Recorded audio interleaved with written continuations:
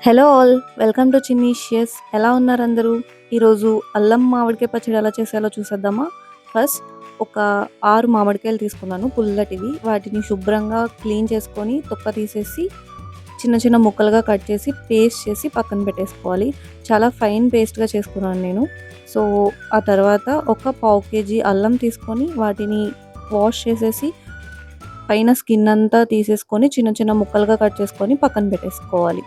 మనం కట్ చేసి పెట్టుకున్న అల్లం ముక్కలన్నిటిని ఇప్పుడు ఫ్రై చేసుకోవాలి.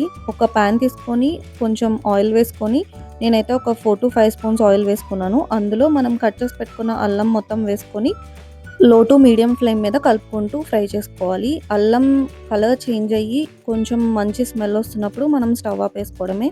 బాగా ఫ్రై చేసుకోవాల్సిన అవసరం ఏం లేదు.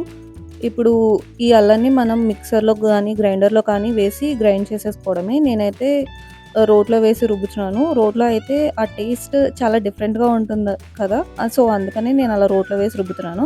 ఫస్ట్ అల్లం వేసి రుబ్బుకున్న తర్వాత ఇందాక గ్రైండ్ చేసి పెట్టుకున్న మామిడికాయ పేస్ట్ మొత్తాన్ని వేసేసి దాన్ని కూడా రుబ్బుకోవాలి. అల్లం, మామిడికాయ పేస్ట్ 2 కలిసేలాగా రుబ్బుకొని ఇప్పుడు ఒక స్పూన్ పసుపు యాడ్ చేసుకుంటున్నాను. ఇప్పుడు ఒక 400 గ్రామ్స్ ఉప్పు యాడ్ చేసుకుంటున్నాను. తర్వాత ఒక అర కేజీ కారం యాడ్ చేసుకుంటున్నాను. కారం, ఉప్పు ఇవన్నీ మామిడికాయ పులుపుని బట్టి యాడ్ చేసుకోవాలి. నేను తీసుకున్న మ్యాంగోస్‌కైతే ఈ కారం సరిపోయింది. సో, దాన్ని బట్టి మీరు కొంచెం టేస్ట్ చేసుకొని అడ్జస్ట్ చేసేసుకోండి. ఇప్పుడు ఆ కారం, ఉప్పు, పసుపు అన్నీ ఈ మామిడికాయ పేస్ట్‌లో కలిసిపోయేలాగా రుబ్బేసుకోవాలి.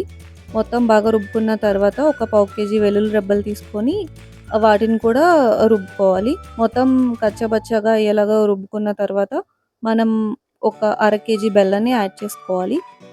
మనం వేసుకున్న బెల్లం మొత్తం పచ్చడిలో కలిసేలాగా రుబ్బేసుకోవాలి.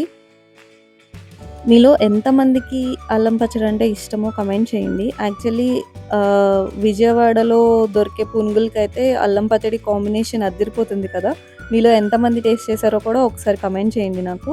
ఇప్పుడు ఒక 2-3 స్పూన్స్ పంచదార వేస్తున్నాను నేను. ఆల్రెడీ బెల్లం వేసాం కదా! ఇంకా పంచదార ఎందుకు అనుకుంటున్నారా? పంచదార వేస్తే ఆ అల్లం పచ్చడికి షైనీ లుక్ అనేది వస్తుంది. సో, దానికోసం నేను కొంచెం పంచదార కూడా యాడ్ చేశాను.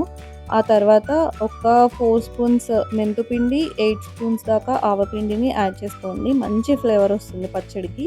అది కూడా వేసి మొత్తం కలిసేలాగా కలుపుకున్న తర్వాత మనం రోట్లోంచి తీసేసుకోవడమే బయటికి. ఇక్కడ కొంచెం కష్టమవుతుంది రుబ్బడం. ఎందుకంటే బెల్లం వేసిన తర్వాత పొత్రం కొంచెం తిరగడం కష్టమే అవుతుంది. సో, వేసుకున్న తర్వాత కేర్‌ఫుల్‌గా రుబ్బేసుకొని మనం ఒక గిన్నెలోకి తీసేసుకోవడమే. ఇది 1 ఇయర్ మొత్తం ప్రిజర్వ్ చేసేసుకోవచ్చు. మనం ఫ్రెష్‌గా ఎప్పుడు కావాలనుకుంటే అప్పుడు టిఫిన్స్‌లోకి గానీ, రైస్‌లో కూడా తినొచ్చు. నెయ్యి వేసుకొని తింటే చాలా చాలా బావుంటుంది. సో, చింతపండుతో చేసిన అల్లం పచ్చడి కంటే కూడా మామిడికాయతో చేసిన అల్లం పచ్చడి చాలా చాలా టేస్టీగా ఉంటుంది. మనం ఎప్పుడు తినాలనుకుంటే అప్పుడు కొంచెం పచ్చడి మాత్రం తీసుకొని దాన్ని తాలింపు పెట్టేసుకోవడమే. తాలింపు నార్మల్‌గా ఆయిల్ వేసుకొని ఎండుమిరపకాయలు, పోపు దినుసులు వేసేసుకొని కరివేపాకు, ఇంగువ వేసేసుకొని మనం గ్రైండ్ చేసుకున్న పచ్చడి ఎంత కావాలనుకుంటే అంత వేసుకొని తాలింపు పెట్టేసుకొని మనం టిఫిన్స్‌లోకి గానీ, రైస్‌లోకి కానీ సర్వ్ చేసేసుకోవడమే. నేను విజయవాడలో చదువుకున్నప్పుడైతే ఈ అల్లం పచ్చడికి, వేడి వేడి పునుగులకి ఒక పెద్ద ఫ్యాన్ బేసే ఉంటుంది. మీలో ఎంతమంది విజయవాడ పునుగులు టేస్ట్ చేశారో నాకు కమెంట్ చేసి చెప్పడం మర్చిపోకండి. ఇప్పుడు ఈ తాలింపు పెట్టేసి ఒక్క 5 మినిట్స్ పచ్చడిని స్టవ్ మీద ఉంచేసి దించేసుకోవడమే.